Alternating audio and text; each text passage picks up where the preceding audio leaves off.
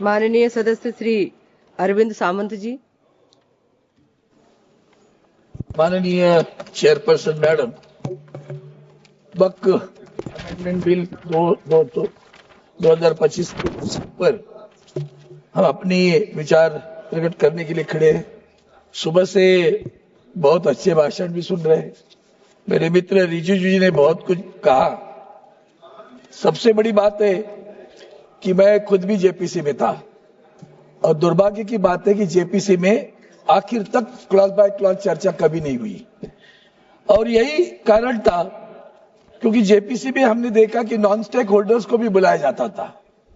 अब ऐसी स्थिति में आप जब एक आध बिल लाते हो तो आपका उद्देश्य क्या है, आप क्या चाहते हो, और ये देखने के बाद हर वक्त हमें महसूस हुआ है आप लोगों की कतनी और करनी में बहुत फर्क होता है।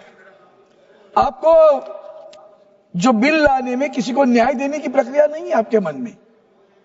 आप अगर हिंदुत्व की आज हमारे राज्य के मुख्यमंत्री ने ललकारा है कि शिवसेना और उद्धव बाला साहब ठाकरे पार्टी क्या बोलने वाली है, हिंदुत्व के साथ खड़ी रहेगी क्या, आप हमें हिंदुत्व सिखाने वाले हैं।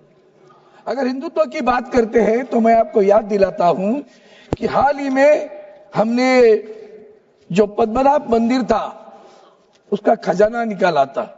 क्या हुआ, उस खजाने को क्यों निकाला, किस लिए निकाला? उसके बाद में केदारनाथ मंदिर, हमारे शंकराचार्य जी ने कहा 300 किलो को सोना गायब हुआ। क्या हुआ, किस लिए गायब हुआ, कैसे गायब हुआ? तिरुपति पे भी आपका ध्यान है। अयोध्या में तो आपने देखा कि जिस ढंग से आपने जो कुछ प्रयोग किए तो लोगों ने तो आपको जगह दिखा दी। अयोध्या में वहां के मंदिर तोड़े गए, वहां की मूर्तियां तोड़ी गई, वहां की मूर्तियां वाराणसी भी हुआ, दोनों जगह गट गए आपके वोट, तो दोनों जगह मूर्तियां भी गायब हुई। ये जो कुछ आप कर रहे हो ना, तो ये मत समझना कि आप जो कुछ कर रहे हो वो सही कर रहे हो। हमें तो डर लगता है क्योंकि आपने इस हाल ही में हमारा चैत्र शुरू हुआ तो महाराष्ट्र में नया साल शुरू हो जाता है, उस वक्त रमजान ईद भी हुई। हमने देखा सौगते मोदी चल रहा है। आज सौगते बिल आ गया, वक्त बिल आ गया, ये सौगते मोदी चल रहा है। तब मुझे याद आई, कैसे भूल जाते हो आप कि हमारे इसी सरकार के आदरणीय प्रधानमंत्री जी हमारे, उन्होंने कहा था मंगलसूत्र छीना जाएगा। हमारे यूपी के मुख्यमंत्री जी ने कहा था बटेंगे तो कटेंगे। कौन बांटने वाला था, कौन काटने वाला था? आपको उनके बारे में प्यार आया आज। ये प्यार देख के हम भी अचरज हो गया। वाह, मुझे लगता है बिहार के चुनाव नजर आ रहे हैं। देख रहा था मेरे मित्रों के, पुराने मित्रों के भाषण, तो बिहार के चुनाव नजर में आ रहे हैं। सर, अब आपके न भूलना, ये देश के आजादी के लिए जिन्होंने कुछ भी नहीं किया ना, उनका भाग्य है कि आज सरकार चला रहे। देश के आजादी के लिए मुसलमानों ने भी अपनी जान न्यौछावर की है। मुसलमान भी अंडमान में रहे हैं, लेकिन न्याय की बात हो, जो गलत है वो गलत है। अगर बिल में भी जो गलत है हम उसका समर्थन नहीं करेंगे। मैं तो मांग करता हूं कि जो गलत है उसको सीधा करो, लेकिन आप लोगों ने जो किया वो इस तरह का है कि जैसे कि आपने वहां जो बोर्ड बनेगा, तो बोर्ड के बारे में सब लोग बोल रहे थे। सबसे पहली बात ऐसी है मैडम चेयरमैन कि बोर्ड चुनाव होकर आता था, अब आप नॉमिनेशन करने जा रहे हो, वही तो जनतंत्र का मार खा रहा है। जब नॉमिनेशन करना है मतलब सरकार को जो चाहे उसको रख देगी, बाकी तो अधिकारी है उसके ऊपर, वो भी आएंगे, वो तो सरकारी अधिकारी रहेंगे। बोर्ड पे उल्टा ऐसा होने वाला है कि बोर्ड में हमारे मुस्लिम जो बांधव भगिनी जो वहां होगी वो माइनॉरिटी में होगी। महिलाओं की बात करते हो, महिलाओं को तो आरक्षण 1995 एक्ट में है, नया नहीं किया आपने, ढोल मत बजाओ उसका, वो पहले से है, उसका हम समर्थन करते हैं।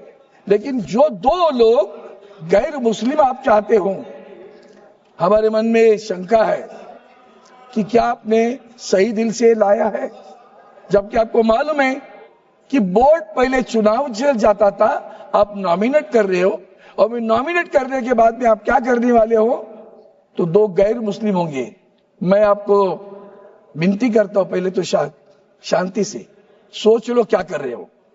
आप एक तरफ कह रहे हो कॉमन सिविल की कोड की बात करते हो, और जब दूसरी तरफ यहाँ दो मुस्लिम गैर मुस्लिम हमारे वक्फ बोर्ड पे ला रहे हो, मुझे डर लगता है कि हमारे हिंदुओं के मंदिरों में भी कल गैर हिंदू अगर लाना चाहोगे।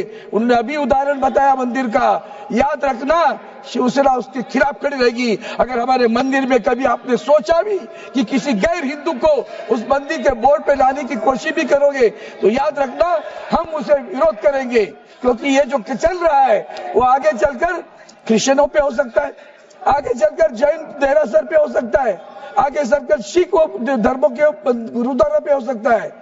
क्यों कर रहे हो आप? क्या आपका उद्देश्य है? क्या आपका हेतु है? क्यों चाहिए आपको गैर? ये धार्मिक नहीं है। रिलीजियस एंड पायस जो कहा जाता है, डोनेशन दिया जाता है वक्त के लिए, for what purpose? It is a religious and pious. You are showing it is a government functioning. कैसे हो सकता है गवर्नमेंट का? वो धार्मिक है और धार्मिकता के लिए दिया जाता है। ऐसी स्थिति में आप कहते हो कि उसके धार्मिकता नहीं है। जैसे भी ये देरासर के मंदिर में भी आप कर सकते हो, आगे चलकर हमारे हिंदू देवस्थान है। आपने ये अभी जो मैंने मंदिरों की बात की, मैं उनके साथ में था, 370 धारा खत्म करी। हमने आपका अभिनंदन किया, मैं कैबिनेट में था, बहुत खुश था। कितने लोग कश्मीर में हिंदू आ गए बताओ तो सही। कश्मीर में जमीन कौन खरीद रहा है वो भी तो बताओ, पता चलेगा कश्मीर की जमीन कौन खरीद रहा है।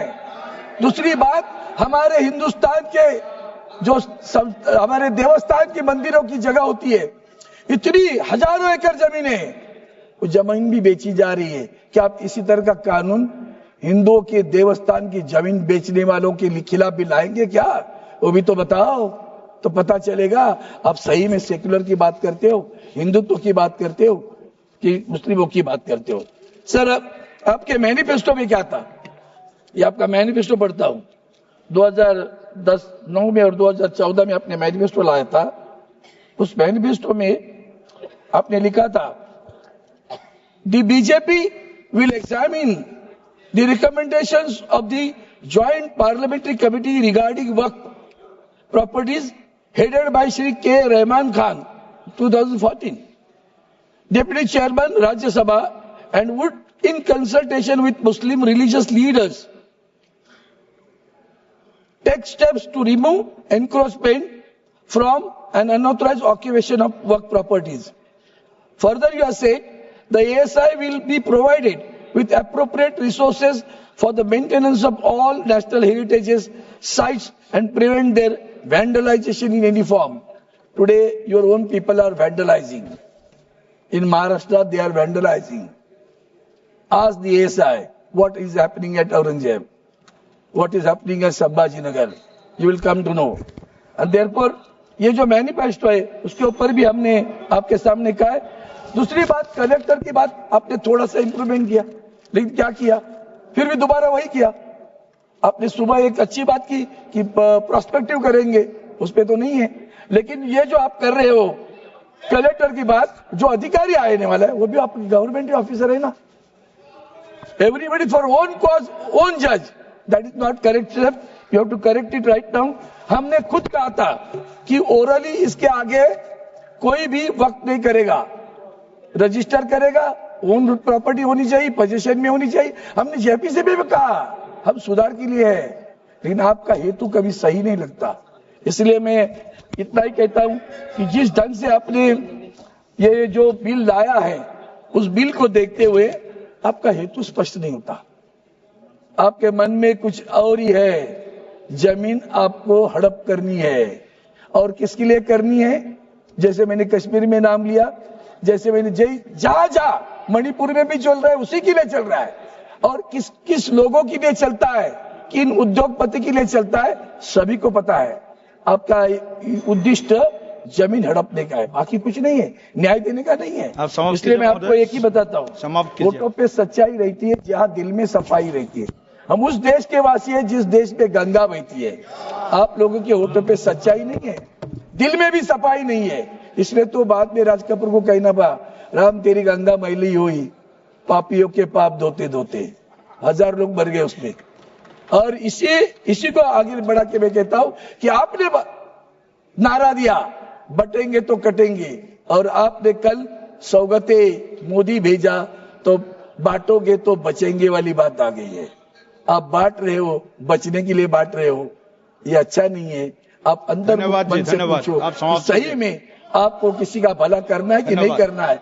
आप भला करना नहीं चाहते और आप बांटोगे तो अरे भैया, आपको जब आपने कहा ना कि मंगलसूत्र छिना दिया जाएगा, ऑनरेबल मेंबर, आप तो इधर भूल से गए शेयर क्या को- किसको बोल रहे ऑनरेबल थे? मेंबर, इसलिए शेयर मैं को आपसे मेरा भाषण समाप्त करने के बाद में धन्यवाद। इतना ही कहता हूँ, आपके दिल में नफरत है ना, वो निकाल डालो।